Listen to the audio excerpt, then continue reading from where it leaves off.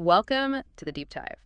So today we're doing something really practical. We're diving into a topic lots of you deal with, mastering the essay for the PTU, the Pearson test of English. Yeah, if you've ever felt that particular kind of pressure, trying to build a solid argument while the clock's just ticking away. Well, this deep dive is basically your shortcut. We've managed to pull some incredibly precise source material. It offers this really systematic, almost like templated way to approach that essay.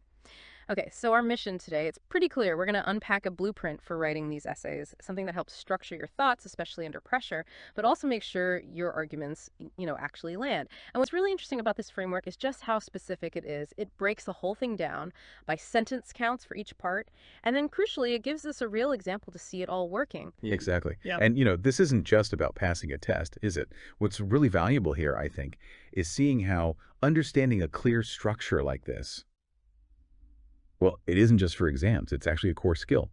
Organizing any kind of complex information, making sure your message is clear, impactful, could be a report, a presentation, even just structuring your thoughts for a tough conversation. So it brings up a good question for all of us, really. What is it that makes a well-structured piece of writing work so well, especially when you need to be fast and thorough? Okay, right. Let's get into this blueprint then. The source material lays out this foundational structure, and it's almost like surprisingly simple, but effective. Picture this. An introduction, just 3 sentences. Then you have 2 body paragraphs, 4 sentences each, and wrap it up with a neat 2-sentence conclusion. The real cleverness, I think, is in that simplicity, that precision, these specific counts. It gives you a really clear target, right? A frame to fill, which honestly can be a huge relief when you're staring at that blank screen. Well, absolutely. That clarity is key under pressure. And let's dig into that introduction because those 3 sentences, they aren't random counts. Each one has a very specific job. So line 1. It's an objective or neutral statement about the topic. Now, why start neutrally? Well, it's about setting the context, establishing common ground, almost like a handshake with the reader before you get into anything potentially debatable. Then you hit line 2, the concession. This often means kind of rewriting or rephrasing the prompt itself. And a concession is, well, it's rhetorically quite smart. You're showing you understand the complexity, you acknowledge other views exist. That builds credibility instantly. You're showing you've looked at the whole picture before stating your own position. And finally, line 3 is your thesis statement. This is it, the main argument, your opinion clearly stated, unless, of course, it's a problem solution or maybe a double question prompt where opinion isn't the main focus. Think of it like a contract with the reader. You're saying, this is what this essay will argue. A psychological contract, I like that. Yeah, it really sets expectations clearly. Makes a lot of sense. Okay, so that's the intro framework laid out, but what about the main part, the body paragraphs? Does that precision carry through there too? It absolutely does, yes. Each body paragraph, like you said, 4 sentences, and each one serves a distinct purpose. Line 4, the first sentence of the paragraph is your topic sentence. It's like a mini thesis just for that paragraph. Tells the reader the main idea right away. Then, line 5, that's your support sentence. It elaborates, gives a bit more evidence or explanation for the topic sentence. Line 6 is where you get specific. A concrete detail, an example. This is crucial because examples make the argument, tangible, memorable, much more convincing than just abstract points. And then line 7, the last sentence of the paragraph, sort of summarizes or links back, provides closure for that point before you move on. Okay, so topic, support, example, conclusion within each paragraph. Makes sense. And then finally, wrapping it all up, we get to the conclusion. Just 2 lines here, which sounds almost easy after the body paragraphs. Yeah, it's concise. But those 2 lines are vital. The conclusion's job is to reinforce everything, give it that final punch. Line 12, the first sentence, you restate your thesis. Now, this isn't just copying it. You rephrase it. Drive home that core message one last time in different words. And then line 13, the very last sentence, you add your opinion again, assuming the prompt asks for it or allows it. It's that final reinforcement of your personal stance. Leaves a clear impression. But here's what's really quite elegant about this whole system is how this consistent structure, the 3-4-4-2 sentences, actually adapts to different types of essay prompts. So the number of sentences stays the same, but the content, especially those topic sentences and the body paragraphs and maybe the conclusion's focus, that shifts quite a bit depending on what the question's actually asking. It's like having a universal chassis, but you can swap out different engines depending on the race. Ah, okay, so the skeleton stays the same, but the flesh changes. It's not just a rigid box, it flexes. I can see how, say, an agree-disagree question would need a different feel in those topic sentences compared to maybe a problem-solution one. Could you maybe walk us through how those key sentences change for a couple of the common types? That sounds super useful. Yeah, absolutely. The source material actually gives specific starter phrases for these, which is incredibly helpful. Takes the guesswork out. Let's look at a few. Okay, for advantages, disadvantages prompts. Your first body paragraph might start with something like, there are many benefits. Simple, direct. And then the second one naturally contrasts. On the other hand, there are several detriments too. And the conclusion then reflects that balance. In conclusion, this essay has discussed the advantages and drawbacks of, in my opinion, Gwine, assuming an opinion is appropriate. Now switch gears to a problem-solution prompt. Paragraph 1 often starts by outlining the issue. There are many reasons why this problem exists. Then paragraph 2 logically moves to fixes. However, there are several possible solutions too. And the conclusion, it just summarizes both sides. In conclusion, this essay has discussed some of the issues and solutions surrounding. And crucially here, usually no opinion is needed. You're just explaining. Okay, one more. What about the common agree, disagree, or opinion, or to what extent? Types. Here you're building your case. So paragraph 1 might start. There are several reasons why. I agree or disagree, and you focus on reason 1. Then paragraph 2 adds more weight. Likewise, another reason includes bringing your second point. And the conclusion sums up your case. In conclusion, this essay has discussed 2 reasons why.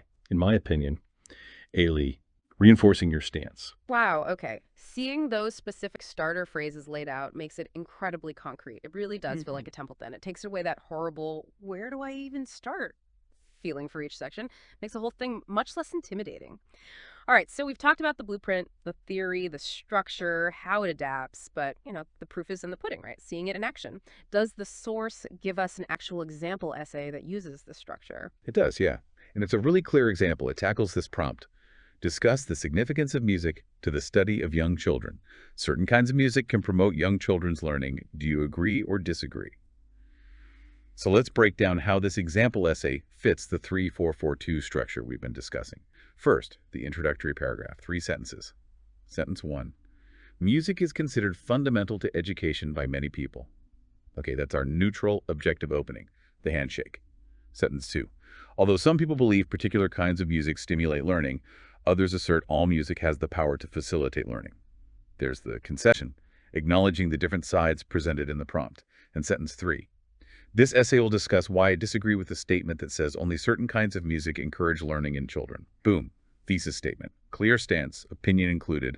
The contract is set. Yeah, you can really feel that structure working. It flows logically, sets the stage perfectly, no wasted words. Exactly. Now let's look at paragraph 1. 4 sentences. Sentence 1, the topic sentence.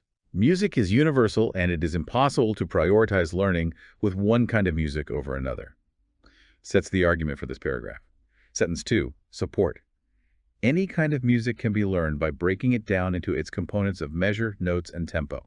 Explains the universal aspect. Sentence 3, the detail example. The samba can be appreciated for its bass as Carnatic music can be for its shifting tempo. This is great, right? Makes it concrete. And sentence 4, the paragraph conclusion.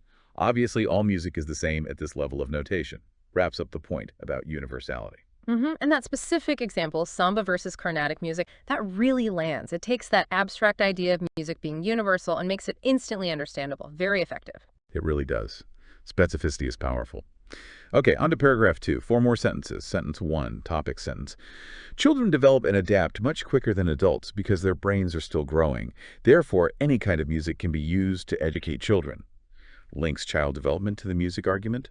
Sentence 2, support. Any kind of music helps create more neural pathways in the brains of children. Explains the mechanism. Sentence 3, detail example. Studies prove that the more connections there are in the brain, the more likely a child will grow to be more intelligent. Provides the evidence. And sentence 4, the conclusion for this paragraph. Again, it does not matter what kind of music a child listens to because they can still learn or develop their learning ability just by listening to music. Reinforces the paragraph's main point. Yeah, and mentioning studies prove is smart. In a timed test, you can't cite specific studies, but referencing the idea of scientific backing gives it weight. Shows you understand what kind of support works. Exactly. It signals strong support without getting bogged down. Yeah. And finally, the conclusion. Just 2 sentences. Sentence 1. This essay has explained why any kind of music can help a child learn. That's the restated thesis, clear and concise. And sentence 2. In my opinion, children can learn by listening or studying any kind of music because music is always music, no matter what kind it is. the final opinion, bringing it all home. It's actually pretty amazing. That whole essay, 232 words according to the source, hits all the marks. Clear argument, structure, support. It really shows how effective this precise framework can be. You're not just writing, you're sort of assembling an argument. So, okay, wrapping this up, what does this all mean for you listening? I think this deep dive into the PTE essay stuff really underscores something important. The power of having a clear, adaptable structure, especially for complex tasks like writing. It's a tool, really, to cut through the noise, reduce that feeling of being overwhelmed, and just organize your thoughts effectively, particularly when time is tight. Exactly.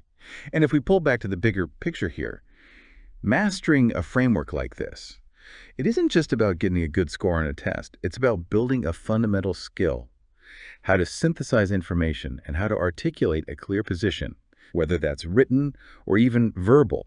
It prompts you to think critically, doesn't it? How could you apply this kind of structured thinking elsewhere? Maybe in planning a presentation, structuring a report, or even just, organizing your thoughts before an important meeting. That's a great point. So here's something to maybe chew on after this. Think about how often you come across information that needs to be discussed, or situations where you need to agree or disagree.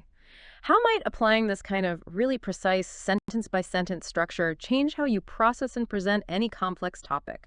Not just for others, but maybe even making it clearer for yourself first. Something to think about.